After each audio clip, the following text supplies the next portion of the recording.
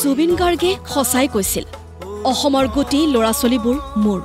পিতৃৰ মৃত্যুৰ পাছত এইগৰাকী আকাশকো আশ্ৰয় দিছিল সন্তানৰ দৰে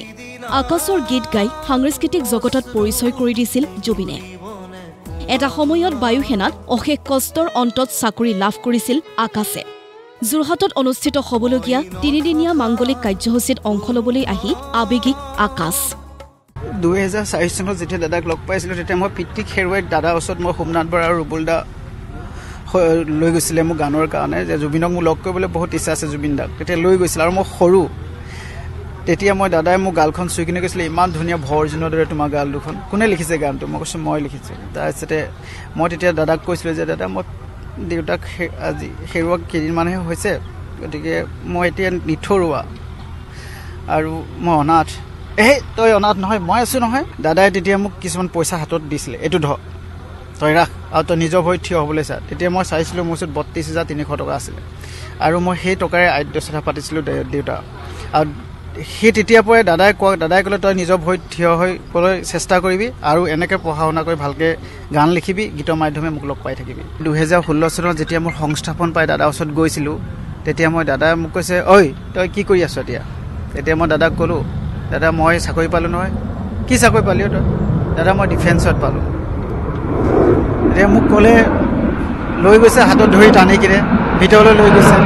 সেই গণ্যমান্য ব্যক্তিকেইজনৰ ওচৰলৈ হাতত ধৰি লৈ গৈছে লৈ গৈ মোক ক'লে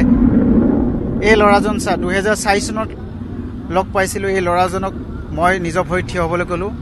আৰু সি আজি তাৰ নাম আকাশ সি আকাশ নহয় সি ৰিয়েল অফ ফাইটাৰ আকাশ বনি মোৰ ওচৰত আহিছে তেতিয়া মই সেইটো খুব নিজক অনুভৱ কৰি মই চালোঁ যে এই কথাটোতো হয় আৰু দাদা স্মৃতিত মই RF আকাশ 2016 পৰা লিখিবলৈ ল'লোঁ সংগীতৰ মাধ্যম এনেদৰে এতিয়া জুবিনৰ মহানুভৱতাৰ কথা অসমৰ চুকে কোণে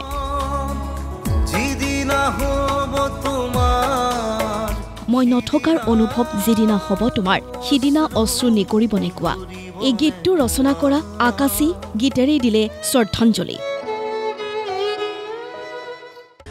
আবেগ অনুভূতি বুজাব নোৱাৰি কান্দিছো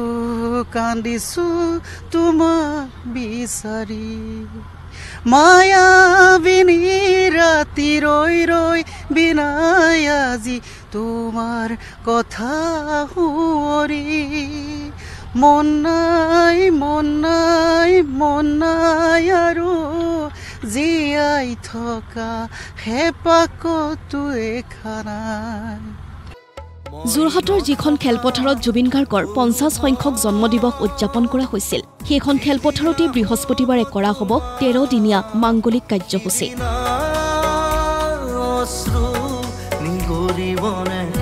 প্ৰথমে হ'ব সৰ্বধৰ্ম প্ৰাৰ্থনা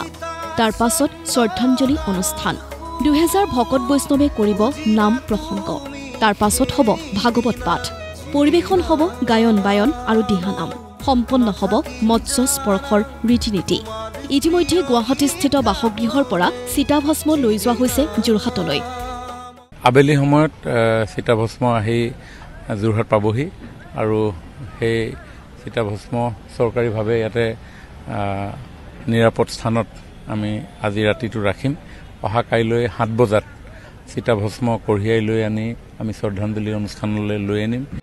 মঙলবাৰে যোৰহাটলৈ ৰাওনা জুবিন গাৰ্গৰ পৰিয়ালৰ লোক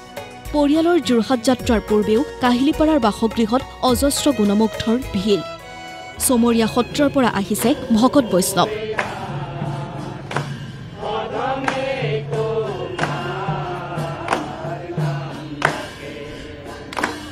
সাক্ষাৎ কৰিছে গৰিমা গাৰ্গক অনুৰাগীয়ে জুবিনৰ আধৰুৱা সপোন পূৰণ কৰাৰ বাবে পাপনক জনাইছে আহ্বান যোৰহাটৰ মাংগলিক কাৰ্যসূচীত উপস্থিত থাকিব পাপনো তাৰ পূৰ্বে মহিলা বিশ্বকাপৰ উদ্বোধনী অনুষ্ঠানত জুবিনক শ্ৰদ্ধাঞ্জলি জ্ঞাপনৰ বাবে সংগীত অনুষ্ঠান পাপনৰ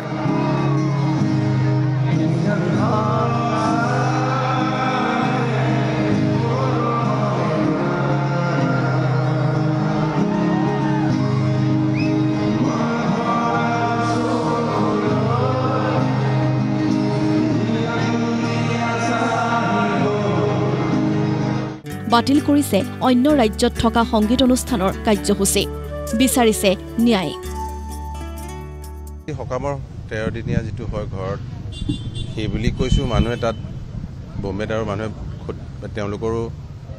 ক্ষতি হয়তো বহুত গতিকে তেওঁলোকে বুজিব টান পাইছে ক্ষমা খুজিছো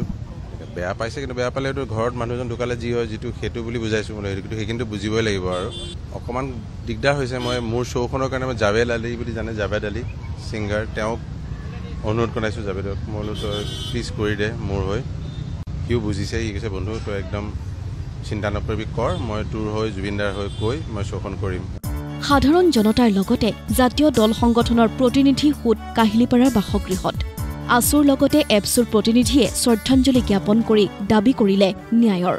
গোটেই যেটো এটা আন্তঃৰাষ্ট্ৰীয় এটা বিষয় সিঙ্গাপুৰ ইণ্ডিয়া অসম গোটেই বিষয়টো সামৰি পেলাই CBI তদন্ত আমি দাবী জনাইছো যোৱা মাৰ্চ মাহৰ জুবিনদাৰ লগত মোৰ শেষ টেলিফোনিক বাৰ্তা হৈছিল কিয়নো আমাৰ দত্তমা অধিৱেশনত তেখেতক আমন্ত্ৰণ আমি জনাইছিলো কিন্তু তেওঁ লণ্ডনত শুটিংত ব্যস্ত থকাৰ বাবে আহিব নোৱাৰিম কিন্তু 2026ত তেওঁ আহিম বুলি আমাক প্ৰতিশ্ৰুতি দিছিল তেখেতৰ প্ৰতিশ্ৰুতি আধৰুৱা হ'ল আমাৰ আশাও আধৰুৱা হ'ল গোটেই ভাৰতবাসী আৰু বিশ্ববাসীৰ মানে জাতীয় জীৱনত সদায় অমৰ হৈ থাকিব জুবিন গাৰ্গৰ বাসগৃহত উপস্থিত হৈ গুৱাহাটী বিশ্ববিদ্যালয় কটন বিশ্ববিদ্যালয় বি বৰুৱা আৰু আৰ্য বিদ্যাপীঠ কলেজৰ শিক্ষাৰ্থীয়ে সংগ্ৰহ কৰিলে শ্ৰদ্ধাঞ্জলিত ব্যৱহৃত ফুলসমূহ চিৰদিনৰ বাবে বৈজ্ঞানিক পদ্ধতিৰে সজীৱ কৰি ৰখাৰ প্ৰয়াস কৰিব ছাত্ৰ সমাজে ব্যুৰো ৰিপৰ্ট প্ৰতিদিন টাইম